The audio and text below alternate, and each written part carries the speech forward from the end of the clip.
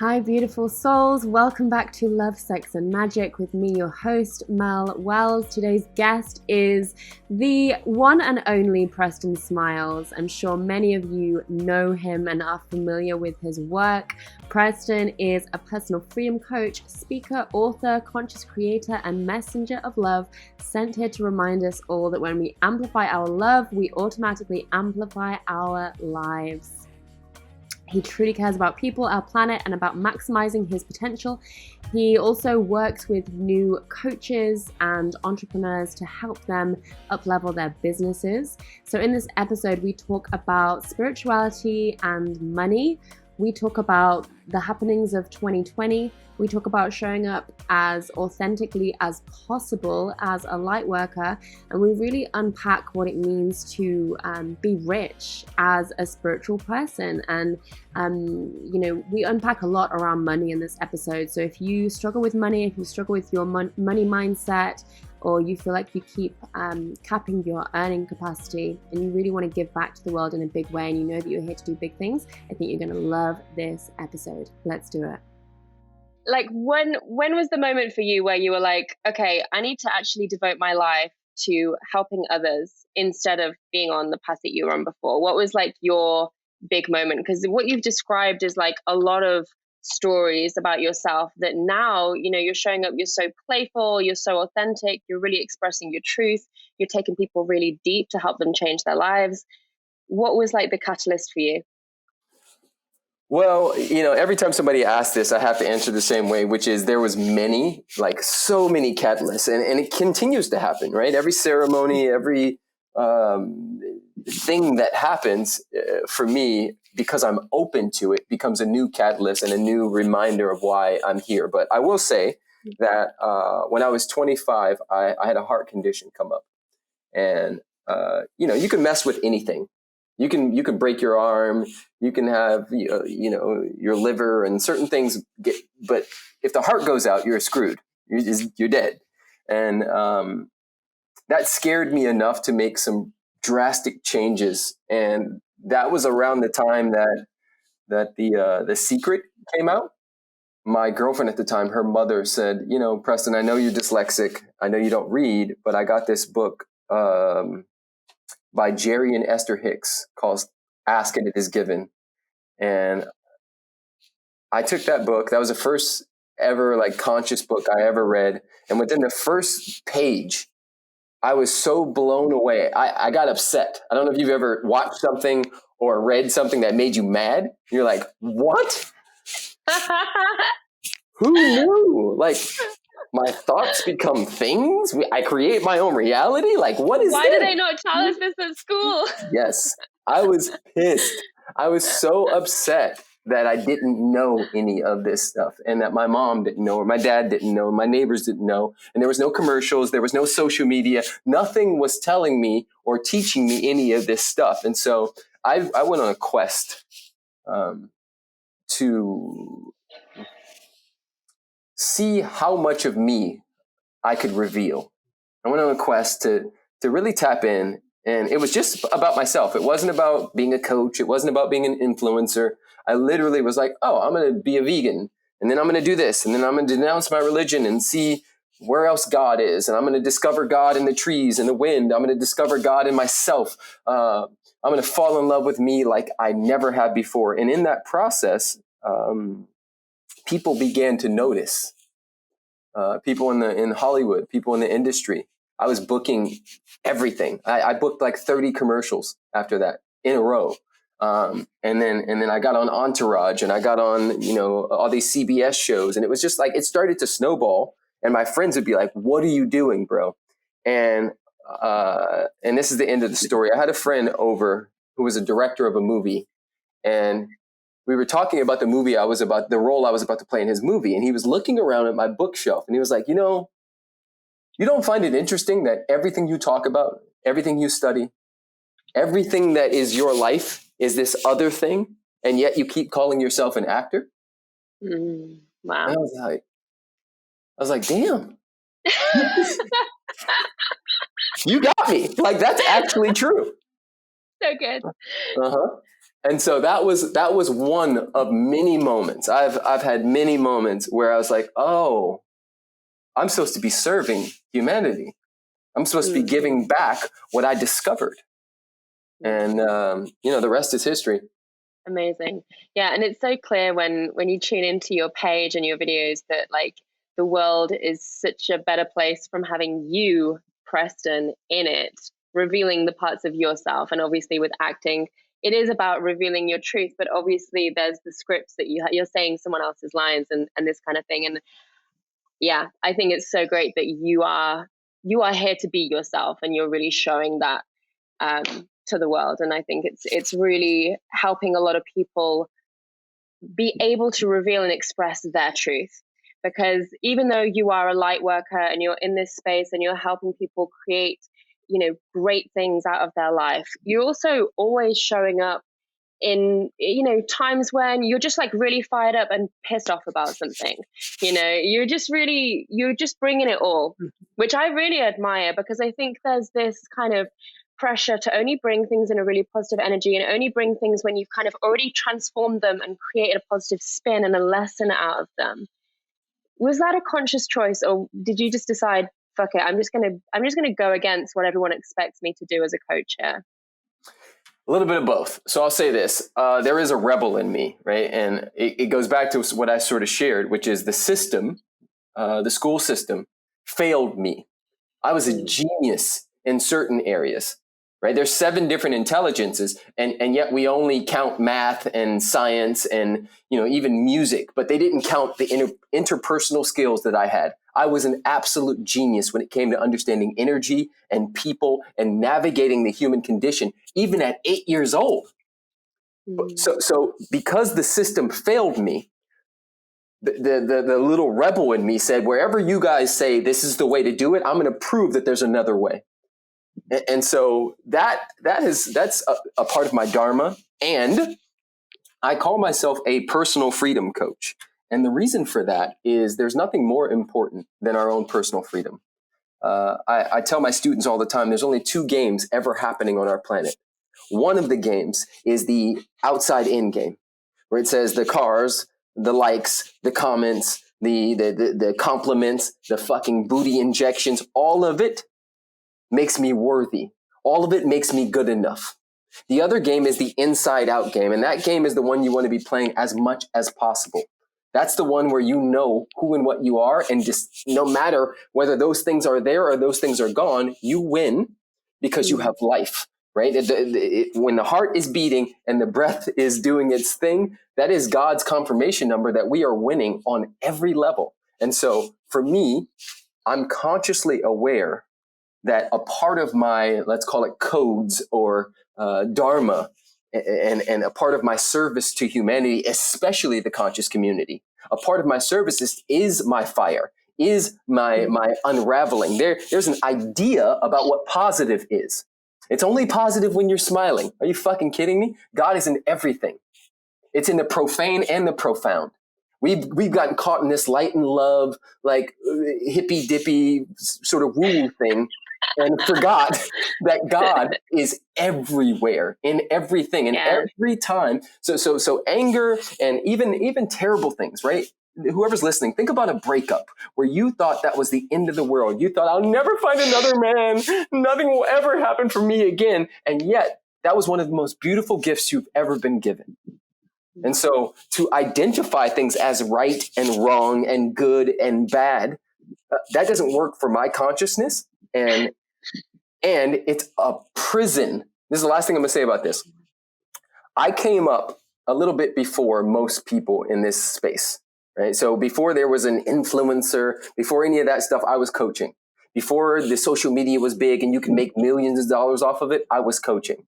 And I recognized, because Jack Canfield and Michael Beckwith and all of these people were, in some ways mentoring me and hanging out with me. I recognized that there was a prison that I could set up.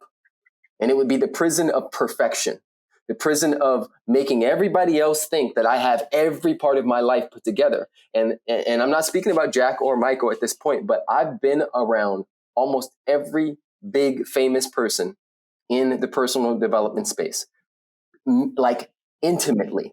And everybody is fucked up. Every one of them. So I didn't want to set my career up to pretend like, oh, I'm the guy in the suit who's got everything figured out. I don't. I'm a work in progress. I'm just more practiced in certain things than other people. Yeah, I love that you share that, especially the part about like God is in everything. Your rage, every time you curse, which I love, obviously. It's all holy, it's all divine, it's all a part of this beautiful human experience. And we are here to become, to remember our humanity, not to pop off and leave the humanity. We're here to be human. So I love that that's a part of your practice and a part of what you help others to do as well. So on that same kind of breath, let's talk about money, because you're big talking about, money not being this evil thing, money being something that we're allowed to have, especially coaches, healers, people doing this kind of life-changing work. What were the kind of beliefs that you had to transform about money in order to create the kind of success that you have now? Yes. So this is one of my favorite subjects because there's so much magic in it, right? I was being interviewed for a documentary a couple months ago, and they said, you've been doing this work a long time. What are the top issues? And I said, there's really only three. And one of them produces the other two. So there's mommy daddy stuff, which produces sexual shame and money shame. And these three subjects, mommy, daddy, which is one, money, and sex, you master those three things, you get under those three things, you get under everything else. Those are some of the biggest hurdles in people's consciousness. And I am no different. In 2020, just from one of my coaching businesses alone, we did 1.8 million and kept $1 million of that. And there's a big difference between making $1 million and keeping it. And so I'm sharing these numbers because I know some people are already triggered just from the numbers alone. But I'm sharing the numbers because in 2014, right? So we just got out of 2020. In 2014, I was making $32,000 a year as a coach. So not long ago, I was broke and at the bottom of the barrel when it comes to coaching. And to me, that's what makes me highly qualified. This is why I help coaches every day. I have a company called Kaboom, and we help coaches break through these invisible ceilings and really step into embodiment and allow themselves to own that it's okay for them to want a white Range Rover and to want to help humanity. Both of those things can live because, as we mentioned earlier, God is in everything. It can't separate itself. And there's no difference between the Barbie doll or the Ninja Turtle that you played with at 12 that's trash or belongs to someone else, or the Tesla that you'll play with at 29 or 39 that will eventually be trash or belong to someone else. And so for me, the game, money is a vehicle for some of the biggest breakthroughs we can have on this planet. And it also becomes a vehicle to support other humans. Without bragging, just in 2020, I probably spent about $50,000 on humans that I will never meet. Some of them I know, but most of them I don't. I paid for funerals. I paid for surgeries. I helped so many people. Same thing this year already. I just, out of the goodness of my heart, sent a friend $1,000. I knew he was struggling. And I know he was afraid to ask me because of his pride, but I knew he had kids. And I said, hey, bud, I just want to bless you with this because people blessed me. And so I want to remind all light workers, all healers, all consultants, all coaches out there who are struggling with the concept of money. Right now, our society functions with money as a big part of it. And money is energy and money is listening. Money is listening. My conversation with money is bring it, bitch. Let's go. I am excited for you. Bring me more. Rain down on me. Right? Yes. I love this. This is so great. And yeah, I've had similar experiences where I've been able to be really generous to people in my life that I deeply, deeply love and make a real difference in their life. And it brings me to tears. Like it's such a gift to be able to do, and it's such a privilege to be able to do, and there's really nothing like it. And you can't do that if you're, if you're broke. You can't do that if you're not charging fair prices for the work that you're doing. Yes. And let's talk about that for a second. There's a few elements in here. Number one, I know I'm about to trigger a few people listening, and just caveat this by saying I love you so much. This is why I'm about to trigger you. I love you so. I promise you, I am. Shield yourselves. Yes, I am one of you. I am one of you, and this is why I'm going to say this. So there's a big difference between assets and liabilities, and most people are a liability to humanity, to their friends and family. Every minute, every month, every day that they hide, that they get ready, that they hoard their gifts, that they underprice themselves based on some idea about their worthiness. Most people, right? And I want you to really scan your life. Whoever's listening right now, if you were to get hit by a bus today, if you were to get cancer today and be out for 6-7 months, would you be in position to not be a burden on your mom and dad? Would you be in a position to not be a burden on your friends and family? Because if you aren't, you're robbing yourself and them. You see, I think strategically. I think way ahead. What if? Right? Everybody's riding the light and love train, and oh my God, we're in Bali and we're doing ecstatic dance, and yes, all of that. But what happens, right? What happens when you get dengue fever? What happens when that somebody's scooter, slips from under them on leaving the ecstatic dance, right? So I think it's really important that we remember, number one, we have no issues buying the stupidest stuff in the world from Amazon. We have no issues buying ridiculous shoes and gadgets and all kind of dumb stuff that will be trash. There's all kind of stuff you bought just in 2020 that means nothing. There's no ROI on it. And yet you're afraid to charge somebody $3,000 to work with you for 3 months. You made up some stupid ass story about, and the story is victimizing the future client. You don't know what they're being with. You got to ask yourself, guys, what is the cost of inaction? How many other things have they done before they got to me? And what am I saving them? Right? I tell my clients like this all the time. And I'm going to use the example of this woman. I'm going to use a guy. Let's say this guy's named Jeff. Jeff, in the next 3 months, will fly to Tulum because he, wants to be like fun and spiritual and like do ayahuasca and drink and all those things. So Jeff's going to fly to Tulum. That flight, let's call it $800, right? Jeff is also going to, partake in a few things there. So let's add another $1,000. So $1,800 for Jeff's trip. Maybe let's add another 1,000 for room and board because he's going to stay at Nomade or whatever you call it. Jeff is going to spend $2,500 on his trip to Tulum.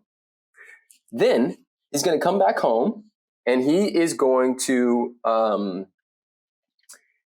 buy 15 things from Amazon that will be trash in the next 9 months.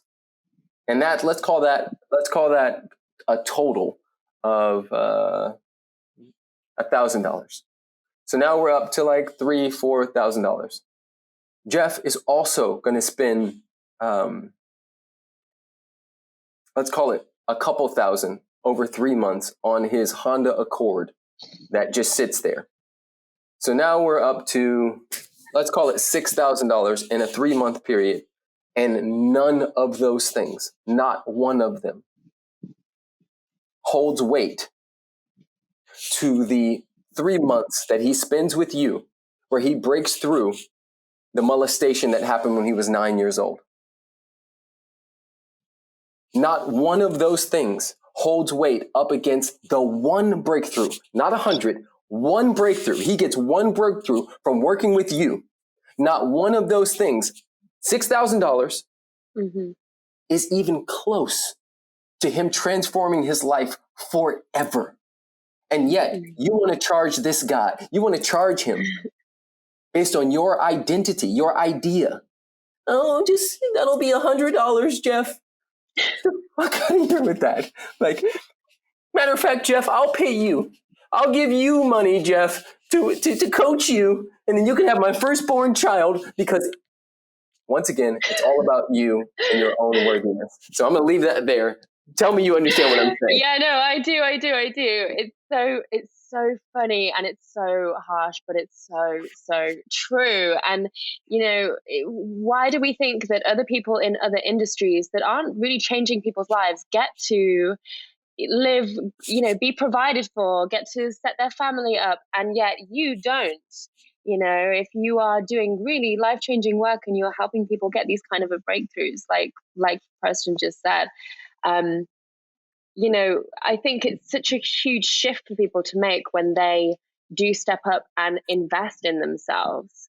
That is huge for people. And if you are charging such low prices, you're robbing people of a big part of the transformation, which is realizing, oh my God, I'm really worthy of this amount of money in my personal life, in my spiritual life, in my relationships. If you're only charging, $250, whatever it might be, you're taking that away from them, and they're actually not going to value the service, the transformation, the healing that you're facilitating either. Yes, real talk. I like to break it down because there's really three levels of let's call it three conversations that we're having. The first one, as it pertains to money, right? So a lot of people will say, "Oh, I want to be rich." So I want. That's one level, right? Which is, we know that wanting can only produce more wanting. The second level is I choose. I choose to be rich. I choose to be abundant. I choose to be free. Fantastic. However, there's a back door in that. It's I choose it, but if it doesn't happen, I choose it, but if there's any resistance, I choose it, but, if nobody buys my program the first time I post it, then probably not supposed to be rich. And then the third level, and this is the one that I consciously do my absolute best to move from, and that is I commit. I commit to being rich. Not just for me, but for future generations. Not just for me, but for the people I'm supposed to bless in this lifetime. Not just for me, but for the spaciousness and the energy. We need the space to study, to meditate, to read, to make love on the beach, to have beautiful flowing white earrings with feathers and all of that stuff like you right now. We need the space for that. Yes. Yeah. A huge thing for me as well was realizing our generation, the world is being left in our hands and a lot needs to be changed. We cannot fucking do that if we don't have the money and the resources to do that. Clearly we're in the midst of a huge revolution in our world. How are we going to ever change any of the systems if we don't have money to do so? So everyone that's listening and getting triggered because they're thinking, well, it's not spiritual to be rich, it's not spiritual to earn a lot of money. If you know that you're here to change the world, how on earth are you going to actually do that if you're not actually earning the money for it? Yes, and more yes. I say yes to money. And I remind people all the time, even when I was quote unquote broke, I still had $1 million consciousness.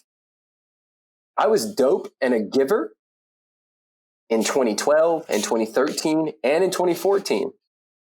The only thing that changed was my perception and my understanding and my willingness to go wherever I needed to go in order to create the type of abundance that will not just create space and room for me, but for people I'll never meet. So obviously, when we're talking about money, you've created a really beautiful life for your family, and it's clear for anyone to see that your life does not solely revolve around your business. You're so passionate about your family and your wife, beautiful wife, Alexi, who's been on the show. Love her so much. And your three amazing children. It's clear that this is your why.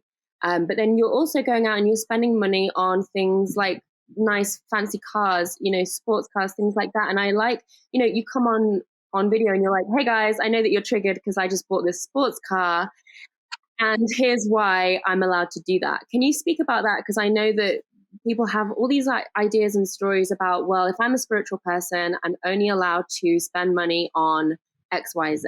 Yes. So it's so funny to me because, and there was a time when I did ayahuasca 2 times a month. I was only with my spiritual crew, which I still love. Shout out to the Bird Tribe and all the homies back in LA. And I remember how much money was being spent on ceremony, how much money was being spent on flutes, how much money was being spent on like flowy dresses, how much money was being spent on ecstatic dance, how much money was being spent flying to Bali. Spiritual ego and spiritual elitism is a joke to me. And it's so interesting because it's like a cult. It's like these things are acceptable inside of our dogma. Inside of our dogma, you can buy these things, but you become non-spiritual when you buy those things. Right? It's hilarious because, once again, God has no borders. It doesn't speak English. It is frequency doing its thing in and as each and every one of us. And it's also frequency in the things we eat and the things we play with and the things we consume and listen to. All of it is God. And so I'm in alignment with that part. I don't give a fuck whether I have a Ferrari, a Porsche, or a bike. God is. And I'm living full abundance with or without those things. So when they're here, carry on tight. Let's do it. Let's do it. When they're gone, carry on top. Let's do it. Let's do it. I'm pumped no matter what because I get what is really happening. Yeah, love that. What do you think that people need to get about money in order to kind of play in the same frequency that you're playing at? What do they really need to get? What needs to land for them? As conscious beings, as those of us who got the tap on the shoulder, the calling to service, a part of that service is breaking through anything that we have resistance to. So forget everybody else. What you resist persists, and what you truly look at disappears. And anybody who has resistance towards money hasn't truly looked at it. It's no thing. It's energy. And we use that energy in exchange for now. If that turns to apples, are you going to hate apples? If it turns to gold, are you going to hate gold? If it turns to rocks, like who? First of all, I just got to go back into the spiritual elitism thing. I know people who are broke as fuck who buy crystals that are thousands of dollars. And they say, those crystals, right? My crystal wand, whatever, that's okay. Preston, do you know what a crystal wand is? No, what is it? Tell me. It's a type of dildo. Is it? Yeah. That's awesome. Do you have one? I have many. They're not thousands of dollars, but I just wondered if you were thinking that a crystal wand was like something that people are waving around. And no, I just wanted to know that it's not. I thought it was that thing that people come into like ceremonies with. And then like it's like a big ass crystal, and then it has like it's wrapped in leather and all that stuff. And then they're wow, okay, different type of crystal wand. Yes. everyone that's listening that's gone out and bought a crystal wand that they use in their self pleasure is like, huh? What's wrong with my crystal wand? Please continue. Just had to interrupt with that. No, that's awesome, because money and sex, and they go together in so many ways. You know, the breakthroughs. There's so many layers and levels. I will do this. There are 4 aspects of what it means to be human, in my opinion. Number 1, we are biological beings. Number 2, we are linguistic beings, which means we build worlds with our language. We use linguistics to create worlds. Number 3, and this is the one I really want to hit on, we are social and historical beings, which means we were born into beliefs and interpretations.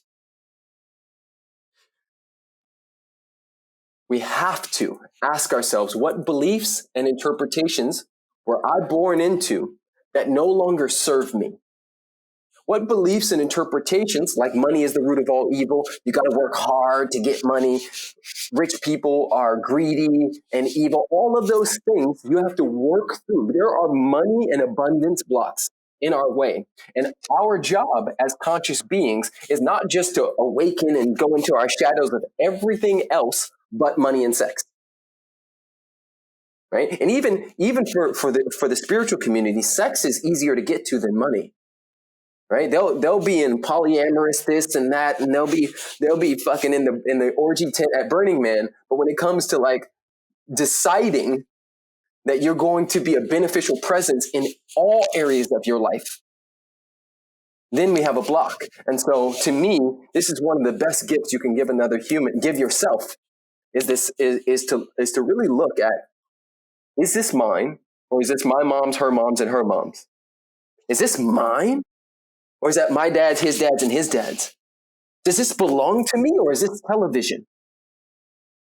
Because if it's that, then I get to cut the cord and create energetic real estate so that I can create what feels good to me truly. Right? And for those of you wondering, what's the 4th? We are quantum beings. So biological beings, linguistic beings, social and historical beings, and quantum beings. And the social and historical, that 3rd one, is one of the most important pieces because it informs all the other ones. I'm more available for my quantumness when I've cut the cords. My language changes when I cut the cords. My biology shifts when I cut the cords and I remember who and what I am, despite any sexual abuse or anything that went on as a child or X, Y, and Z. That's amazing. Yeah, love it. Playing in the quantum is not possible unless you're willing to look at all that stuff, all the stories, all the layers. Amazing. So, Preston, I always ask these 3 questions. Obviously, the show is love, sex, and magic. What is one thing that you're really loving right now in your life? Beautiful. That's an amazing question. The things that I am loving. Number 1 is my willingness to continue to grow. I'm loving the little moments. Like this morning, my daughter was laying on her back and I was trying to change her, and she was more concerned with playing than letting me change her. And so she was like doing these like wrestling moves. And instead of getting frustrated, I just found it so funny and so cute. And I just let her. And so she's like crawling around with her little naked booty and half of her pajamas on. And she crawls up on the couch and she says, and she's making these little cooey girl sounds. And I just allowed that to like penetrate and permeate my heart. It filled me up with so much joy. And I'm loving, number 1, having a daughter, because my relationship with the feminine is expanding in ways I didn't know were possible, because I was very wounded by the feminine, by women in particular, especially younger. And so it's almost as if she came into my life to help me heal that part of myself. And she's so pure and so loving and so joy-filled that I'm loving those little moments. And she's such a daddy's girl.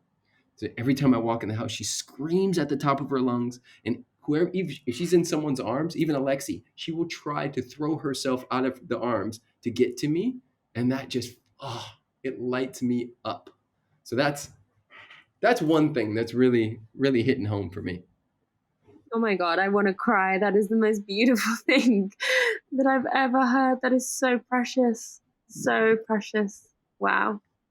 How magic. Mm. Oh, wow. Next question is, what is one thing that turns you on? I mean, there's a lot. Alexi's skin turns me on. She has the softest skin on the planet, and so I'm sure she gets annoyed with me sometimes because my penis is always hard and it's always like pointed towards her, but it's her skin every time. We went there, people. So I'll just feel her like leg on mine, and I'm just like, oh, this is everything. I would just love her, and I'm so attracted to her on so many levels, and her skin and her intelligence and her like mama bear instincts. It pisses me off and it turns me on because she just doesn't turn off. Like she is so committed to their survival, which is I'm sure just primal as fuck. But it's like she's so aware of our babies, and sometimes it triggers me because it stresses her out at times, but then it also lights me up and turns me on because she's so committed and devoted to our children. Yeah. Oh yeah, that devotion is such a turn on, and it's like this primal part of us that just comes online, isn't it? It's so beautiful. And then finally, when was the last time you experienced magic? This is a good one because there's so many levels and layers to it. It's nuanced and also not.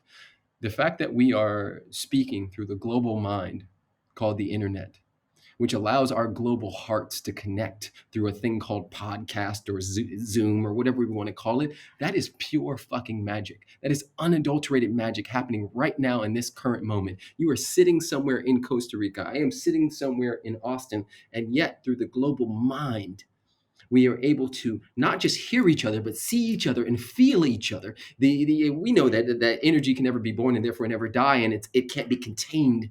And so the love, the connection, the devotion to humanity happening right now through this channel, through this portal, is magic. Could not agree more. Love that answer. Well, Preston, it's been so great chatting to you. Thank you so much for bringing your fire. Thank you for bringing your heart. Where can everyone come and hang out and get more Preston magic in their life? Anywhere on the interwebs at Preston Smiles on Instagram, YouTube, or you can go to kaboomcoaching.com if you're a coach and you want to go to the next level and have somebody kick your ass with some yin and some yang energy. Love it. Thank you so much. So my loves, hope you loved that episode. Hope it got you some breakthroughs. If you loved it, send me a message on Instagram, share the podcast on your stories, tag me, tag Preston, and let him know that you loved this episode. Once again, thank you so much for tuning in, and I'll see you guys next week.